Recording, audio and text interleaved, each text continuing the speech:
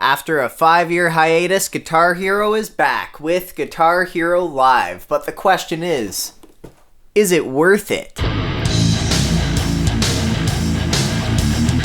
So I went and picked up the Guitar Hero Live bundle during a Black Friday sale for 90 Canadian dollars, down from a regular price of 140 Canadian dollars. Yeah, the exchange rate really sucks right now.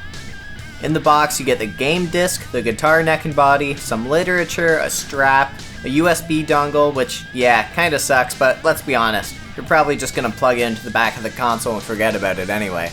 So this new Guitar Hero Live controller is a little different from the last models, but luckily I have a couple of the older ones around to compare with. Oh. The worst part is, none of these controllers are compatible with the new game. The neck just snaps into the body and you're good to go just like before. What's not like before is that, according to the instruction manual, there's no way to get the guitar off of the body.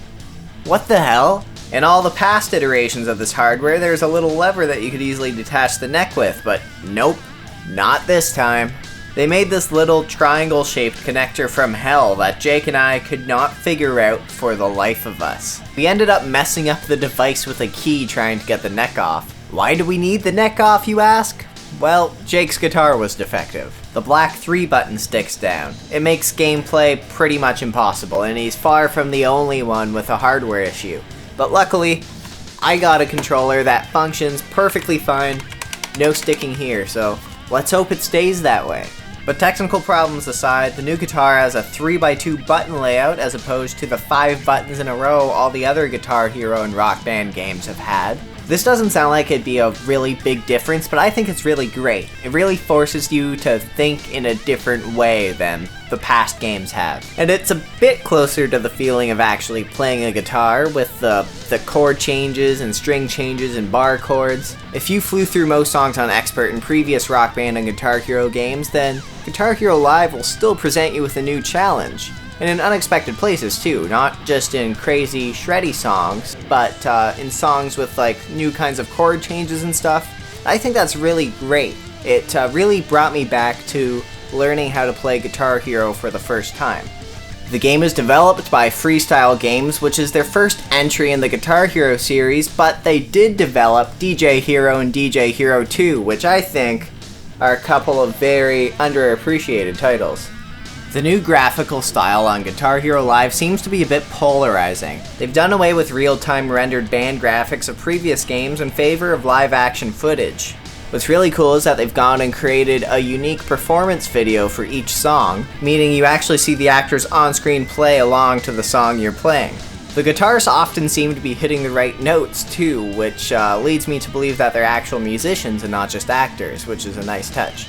The full motion video is crisp and modern looking, and I personally really like it. You could complain that they're a little corny or campy feeling, but I really like the lighthearted aspect of it. I really don't know what people with that complaint expect them to be like. It wouldn't be as fun if they were all serious.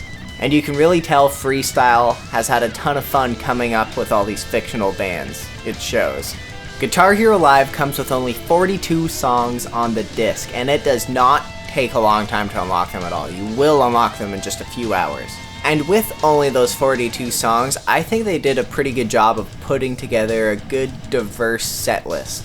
Some of the highlights for me were Shadow Moses by Bring Me the Horizon. They put together a really fun note chart for that song that really makes it feel like you're chugging on a drop D tuned guitar. Skrillex's Bangarang was a nice surprise, as was Eminem's Berserk. Good Charlotte, Green Day, and Blink-182 songs are always fun.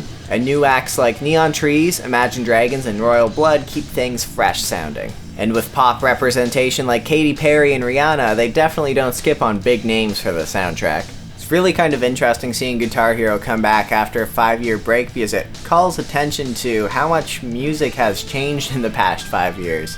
But aside from the 42 songs found on the disc, there's a second component called GHTV. GHTV is sort of like Spotify or Apple Music, but just for Guitar Hero. It's an ever-growing online library of songs that you can stream and play for free as much as you want, unless you want to play a particular song from the online library. In that case, You'll have to either spend real money or save up credits you get from playing songs on GHTV. In theory, this is great for replay value, and just bang for your buck in general. You could hop on GHTV and just play songs indefinitely to your heart's content if you're not picky. Freestyle and Activision insist that GHTV is going to be updated constantly with new tracks, but we'll see how often it really is updated. Interestingly, the songs in GHTV don't seem to be using master tracks, or multi-tracks rather. When you're playing a song in other Guitar Hero games and you miss some notes, or you just don't play for a portion of the guitar part, it will only cut out the guitar part in that song because it's on a separate audio file than the rest of the music in the game. In GHTV, on the other hand, I guess they didn't have access to that for all these songs, so they just scooped out part of the EQ. It's no big deal, it's just something interesting of note. You can tell Freestyle definitely thinks you're going to be spending most of your time in this mode, since there's a dedicated Guitar Hero TV button on the controller. And aside from a ranking system and some leaderboards, that's pretty much all there is to Guitar Hero TV, and Guitar Hero Live for that matter. So, is it worth it? I think for me it is. The guitar controller is one of the best I've ever used. The song selection was great, and I really like that Freestyle and Activision took a bit of a risk by reimagining the series instead of just re-releasing the same beaten-to-death game on the current generation of consoles, Rock Band 4. For the sale price I got it for, I definitely think you'll get your money's worth if you're a fan of rhythm games at least. Especially with Guitar Hero TV, I could definitely see some longevity and replay value in that.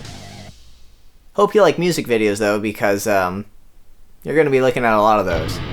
Alright guys, thanks for watching this episode of Is It Worth It? If you like this video and want to see more, subscribe to the Dead Horse channel. See you guys next time.